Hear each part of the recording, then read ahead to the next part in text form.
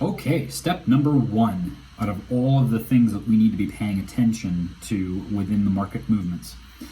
This is the primary commonality that every impulse in the market shares, and that is crossing a moving average. Now, you don't have to use this as your primary alert, basically, letting us know, hey, we're crossing this line. You don't have to, but this is what I use because it is the first commonality that I've noticed whenever there's a pulse. So I'm going to pick the exponential moving average because that's my favorite, and I leave it at, I started off at 6, and then I look to see how often does a trend cross my line, and if it happens too often, then I may increase this number. But I don't mind if it occurs 10 times per trade, or 10 times per trend, because I like to be notified, because there are always opportunities where I may be able to re-enter the market in case I've got an exit strategy that occurs as well. So this is what I'm going to start off at 6. I'm going to go up a little bit here. Because what I would like is I don't want my trend line, or I don't want my moving average to be cut off by good trends, right? It's when trends become choppy, that's when I may have to increase the length of the moving average.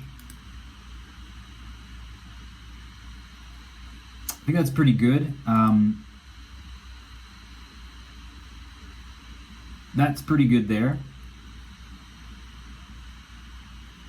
Again, I'm just looking for a good moving. Even 6 is fine, but I'm thinking 8, just because I notice with 6 there are some really close calls in this area here that I would prefer to stay in. If in fact those are entries and exits, like I'm basically looking for a general rule. This can change. Never think that you are stuck with an indicator at a certain setting.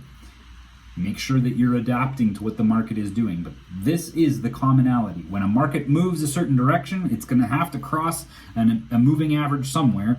And the sooner that we can catch it, the happier we will all be. So I'm going to leave this one for this demonstration. I'm going to leave it at 7, I think.